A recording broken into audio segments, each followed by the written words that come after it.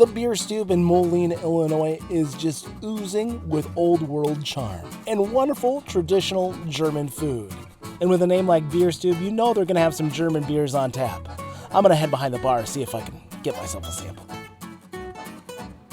I'm here with Rob Rebitzer. He is the manager here at the Bier Stube here in downtown Moline. And thanks for having us in, Bob. I love the feel of this place. This has that it's got that old world feel. It feels, that classic dark, corner, Bier Stube. It feels great.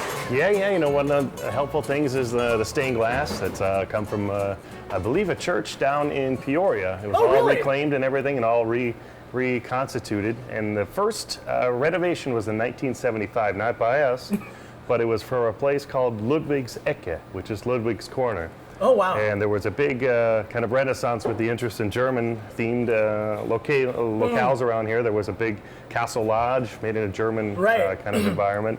And this was the second one. They had draft wine, and quite a unique place. So. Yeah, it's good. Being able to embrace that Germanness. There's a lot of German here in town, and tell me about a lot of German. You got a lot of German beer behind us. Yeah, that's the secret. Okay, let's go and let's start walking through this. Well, this, for example, right here, these brands Weihenstephaner is the oldest brewery in the world from 1040.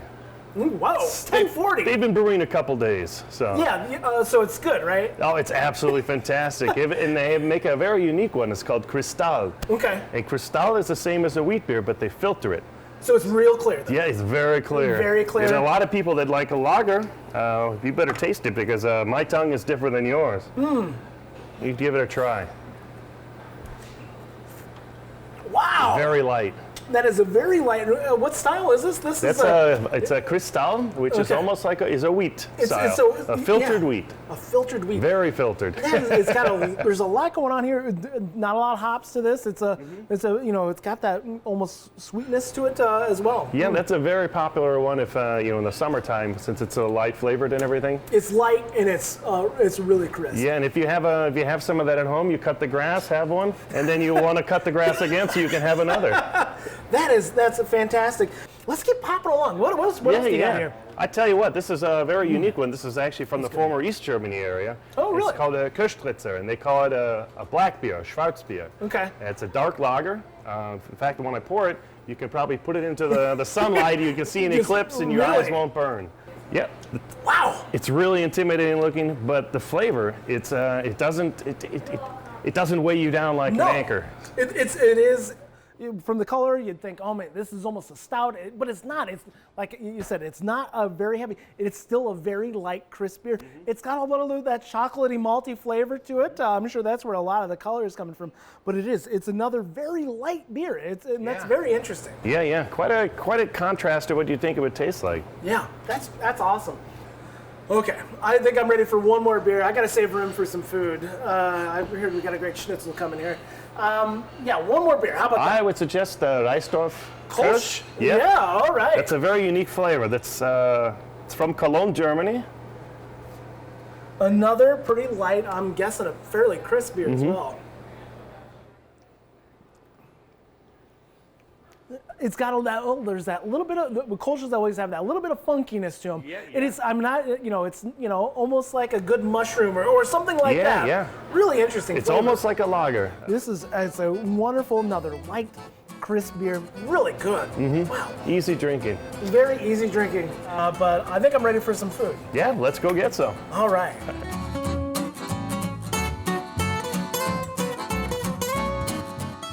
This is a lot. What is this guy? What am I looking at here? Yeah, so this is what our ultimate German sampler is. It has a. It feels ultimate. It'll take you a little while. Yeah.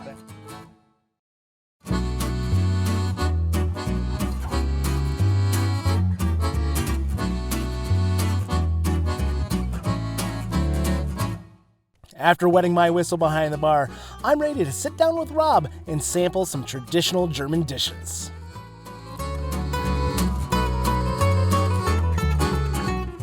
Well, Bob, we've got a lot of good-looking food, a lot of that German food, and this is what you guys are known for. This is your bread and butter is hard German food, huh?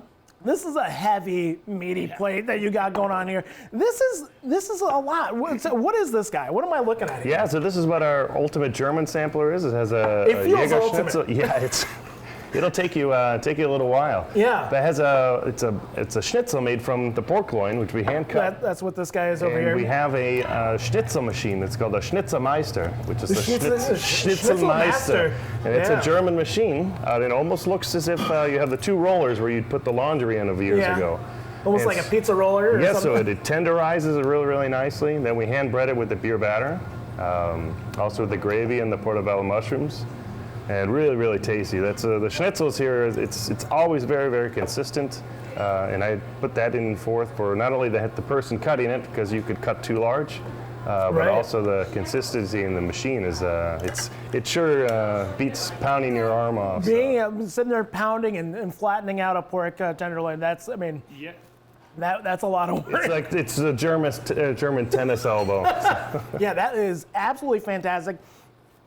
Schnitzel with its light breading, and it's so wonderful. Sometimes people get a little bit too thick with it. This is great. It's that perfect amount of real crispy, crumbly on the outside, and nice, tender, juicy meat. That schnitzel is amazing. What is this guy? That's a Braunschweiger, which is it's a smoked liver sausage. Okay, so how come? I mean, I've been to a million supper clubs, and Braunschweigers is always on the menu. Is this just like a fried version of that, or a smoked version of it? We cook it. We slice it real thin. It's just cooked on a griddle to heat it up. We'll bring out some of the flavors and everything like that. Wow, this is fabulous. Yeah, it's interesting too. All the sausages, all those recipes are actually from Dubuque, Iowa, from the Hound Sausage Company. Yeah, the Hounds, yeah. Yeah. And that, they did some over the course of 20, 25 years plus. I might even be doing the math incorrectly here. It's so long. They went up in Wisconsin and won numerous awards. We still have all the plaques and everything. There's probably about 50 of them. So. It's so fun. I love that little bit of crispiness to it. It's an interesting texture because Braunschweiger is usually, it is more almost a pate-ish, so it's a very smooth, and having that little bit of crispiness to it, that's excellent. And then we've got, I feel like it's 1,000 sausages, but what do we have? I mean, you've got a lot. I'm not going to be able to get through all of them. Tell me about the variety of sausages that we have. So we have the very first one, which right there. I believe that's going to be your Polish sausage, if I'm not mistaken. If you have a little orange inside there, that's the cheddar wurst. They're basically the same variant. However, with cheese, it's magically put inside. But the flavor profile, aside from the cheese, is going to be pretty identical. Yeah. That right there is the bratwurst. Okay. And then what we got hiding under here? Is that a bunch of cabbage? That is, it is cabbage, but it's been transformed into sauerkraut, yeah. And what gives it that orange color is paprika. We cook it with wine, paprika, onions, little sugar, some caraway seed, some other spices as well, garlic as well. So.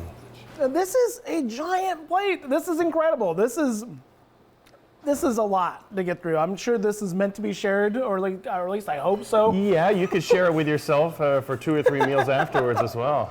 And that's one thing. We actually increased the size of the platter here back maybe about about a year and a half ago. We thought, well, why don't we just feature some of the Braunschweiger? Why don't we feature the schnitzel on there? And it just kept growing and growing. Yeah. So we're running out of plate. You are certainly running out of plate.